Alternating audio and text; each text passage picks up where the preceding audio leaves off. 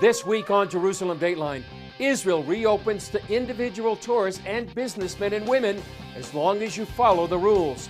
What do Israelis think about that? And Israel passes a budget and avoids new elections. Plus, the story behind the declaration that paved the way for the establishment of the modern state of Israel.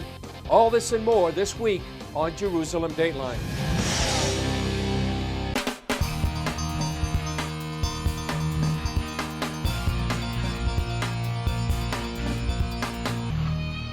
Hello and welcome to this edition of Jerusalem Dateline. I'm Chris Mitchell. If you've been waiting like many others to visit Israel, now's your chance. As CBN Middle East correspondent Julie Stahl tells us, the welcome mat is out if you follow all the rules. Israel's borders are now open to individual tourists and business people, provided they are fully vaccinated with a recognized vaccine. Today is an important day, especially for Jerusalem. Jerusalem Deputy Mayor Fleur Hassan Nahum says that's because tourism represents about 30% of the city's economy, with hotels being its biggest employer. I think there is a cautious optimism. I think most people are waiting to see what's going to happen. Nobody's running here yet. Rules to enter include being fully vaccinated or recovered from COVID within the last 6 months, or having an exceptional entry permit, no time spent in a red country 2 weeks prior to arrival, taking a PCR test up to 72 hours before boarding the plane, and another PCR test upon arrival, waiting in isolation until notification of negative results, travel insurance, and anyone breaking the rules could be banned from Israel for up to 5 years. Hassan Nahum sees some problems with the plan. She notes most countries don't have a third booster yet, and it's not clear whether unvaccinated children will be allowed in. This is not open skies. This is partial opening. Many people will be able to get here, but many people still may not.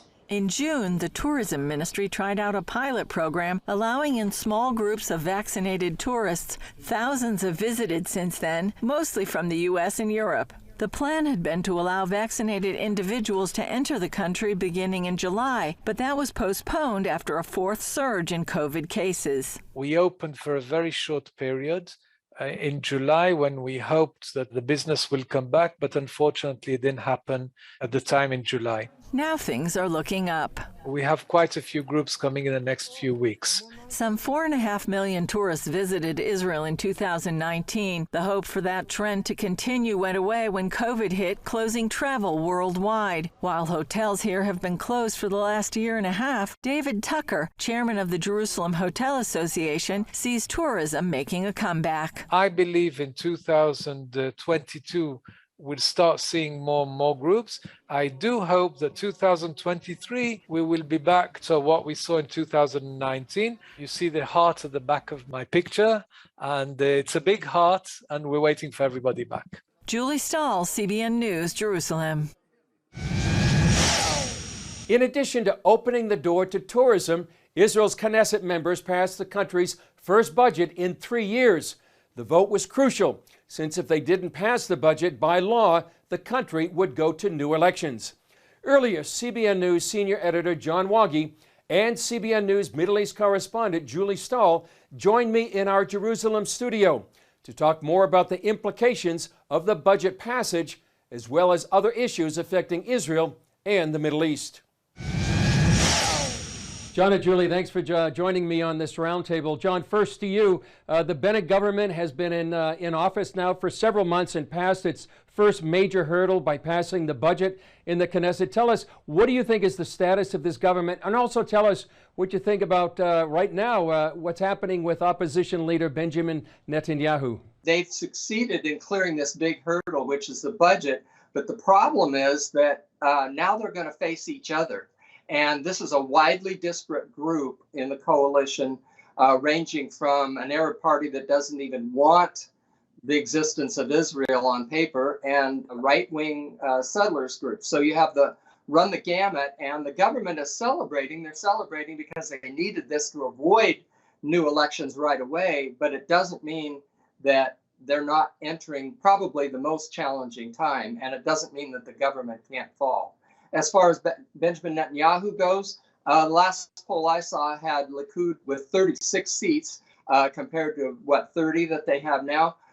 he's only rising in authority. But it's this is an add-on for the current government that they may survive another several months. Yeah, Julie, two of the issues that really have put the Bennett coalition and the Biden administration at odds has been, one, the U.S. consulate. They want to reintroduce that here in Jerusalem, and also settlements, housing units in Judea and Samaria. How do you see the Bennett and the Biden administration resolving these two issues? Well, Chris, the Prime Minister Bennett, when he first was elected, he said he was going to, try to have a new kind of relationship with Washington, and he was going to be super friendly, and everything was going to be great. But you can see already there's a strain on the relations there. First of all, with the consulate, that's quite a big deal. It's very subtle. The Palestinian Affairs Unit of the embassy has been housed in the same building continuously, but what they're doing is talking about removing it from under the authority of the ambassador to Israel and just giving the Palestinians their own consulate in Western Jerusalem. So it's a very subtle move, but basically it's kind of like unrecognizing Jerusalem as the capital of Israel. Also on the settlements, putting new housing units in there it's a normal thing. It's community growth. So it's not like they're putting houses out in the middle of nowhere in a Palestinian's backyard. So there's definitely a friction growing there. John, final question to you, and perhaps the main issue between the U.S. administration and the Bennett government will be the situation with the Iranian nuclear deal. There's a date set, November 29th, when they're going to start renegotiating that deal. How do you see that playing out between the U.S. and Israel? That represents an existential threat to Israel. How do you see them going forward with this? That's a tough one, Chris. The Biden administration is going to do what it's going to do. It's essentially a globalist agenda. They want to rejoin the European UN-related effort to harness Iran through diplomacy. That, according to the Netanyahu doctrine, didn't work. And Netanyahu made that clear. He's in the background. President Trump agreed with Netanyahu. He's in the background in the United States. So just how much freedom and leeway is the Biden administration going to have? And I think moderate Democrats are going to have to decide which side of the fence they're on if this does truly present an existential threat to Israel, which there's no reason to believe that it doesn't. Well, John, that's one major issue that we'll be looking forward to and covering in the days and weeks to come. John and Julie, thanks for joining me on this roundtable about what's happening here in Israel and the region. Coming up, what do Israelis think about the Green Pass and tourists returning to Israel?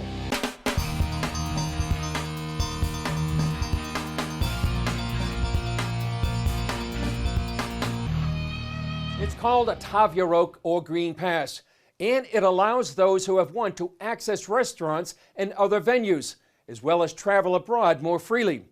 The passes are given to those who are vaccinated against the coronavirus, or a temporary pass after a PCR or quick test. Some say such a system exerts too much government control and limits freedoms. We went to Jerusalem's Mahane Yehuda market to ask what Israelis think about the Green Pass, as well as tourists returning to Israel.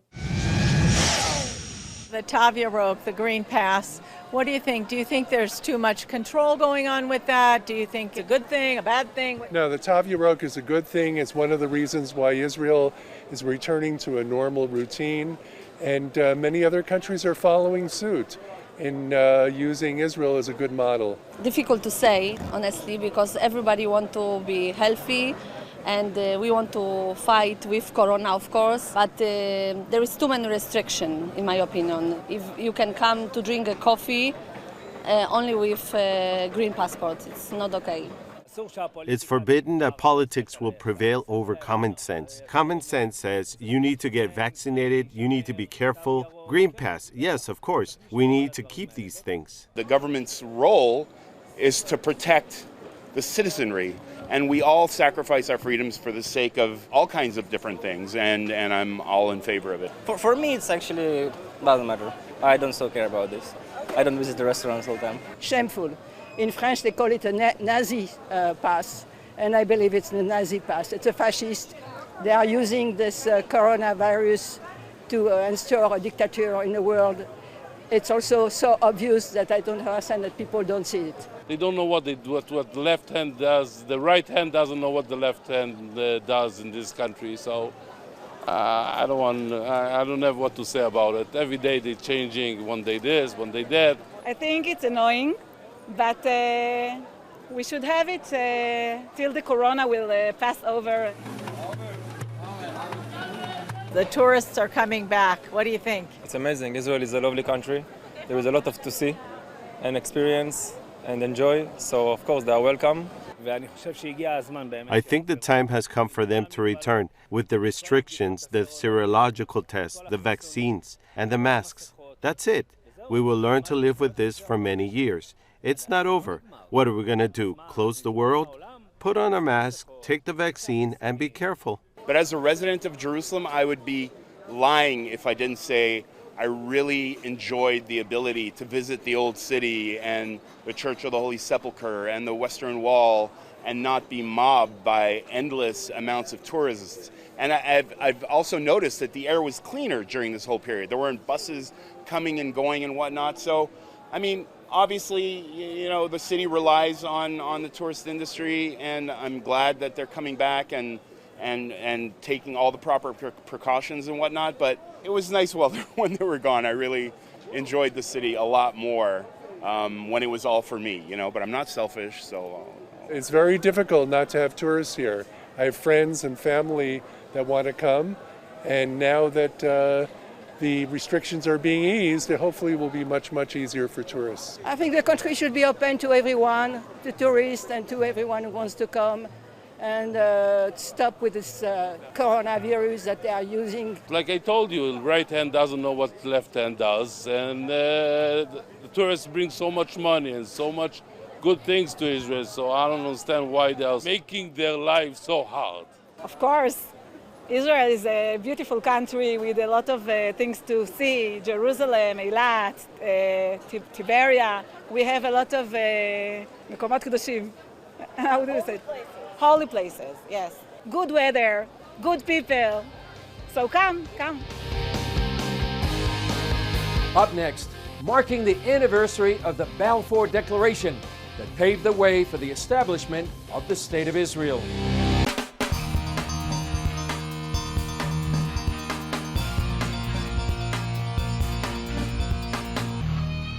During World War I, the British government made a public statement that it supported the establishment of a, quote, national home for the Jewish people in Palestine.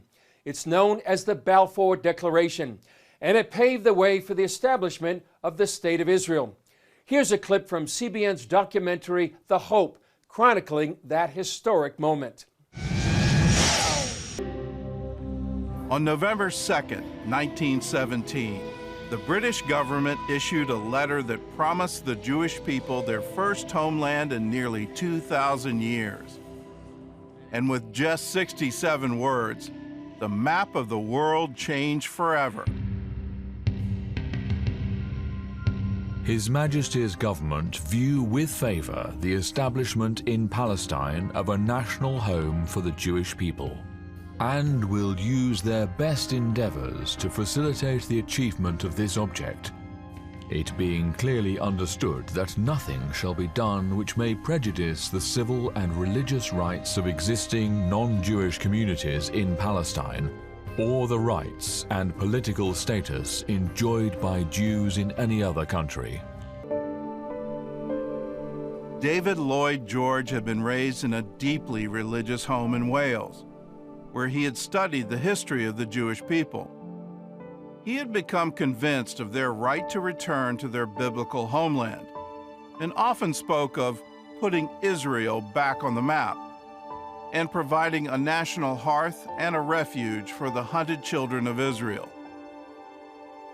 During World War I, Lloyd George became Britain's first Minister of Munitions, and in this capacity, he met a scientist who shared his dream of a Jewish homeland. At the height of World War I, Great Britain experienced a critical shortage of acetone, the chemical needed to create the explosive in artillery cartridges. So a Jewish chemist in Manchester went to work and came up with a new way to create acetone by fermenting grain, corn, and even chestnuts.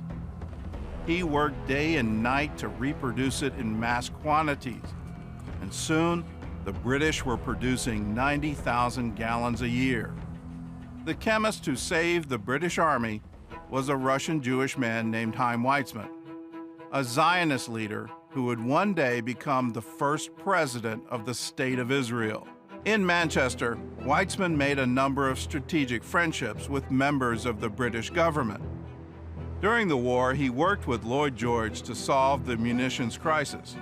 And nearly a decade earlier, he had met a former prime minister who became a lifelong friend. Lord Arthur James Balfour was born in eastern Scotland, and like David Lloyd George, his childhood was steeped in the stories of the Bible. After several years as a member of Parliament, Balfour became Prime Minister in 1902. While in office, he supported the plan for a Jewish homeland in Uganda. A few years later, a friend introduced him to Chaim Weizmann of Manchester University, and the two debated the merits of the Uganda scheme for more than an hour. But the Russian Jews need a safe haven immediately. Why not British East Africa? The survival of Zionism is based on a spiritual conviction, and that conviction is based on Palestine, and on Palestine alone. If Moses had been here when they had proposed Uganda, he would surely have broken the tablets once again. Mr. Balfour, supposing I were to offer you Paris instead of London, would you take it? But Dr. Weizmann, we have London. That is true. And we had Jerusalem when London was nothing more than a marsh. Are there many Jews who think like you? I believe I speak the mind of millions of Jews who cannot speak for themselves. If that is so, Dr. Weizmann, then you will one day be a force. Lord Balfour had gone into the meeting hoping to change Weizmann's mind, but instead, he became the convert, and the Jewish people gained an ally in one of the most powerful men in England. On November 2nd, 1917, the final letter, signed by Balfour, was sent to Lord Rothschild. A week after that, it was published in newspapers around the world. Leaflets of the text were then airdropped over Jewish communities in Germany, Austria, and parts of Russia. But it would be another 3 decades after the Balfour Declaration before the Jews would have their state. The Jews needed a home in which to survive, and they fought to achieve it. And sometimes they fought against the British to achieve it. The Balfour Declaration was an opening, but it was the Jews who kept the promise of the Balfour Declaration, not the British. It was the Jews who made it happen.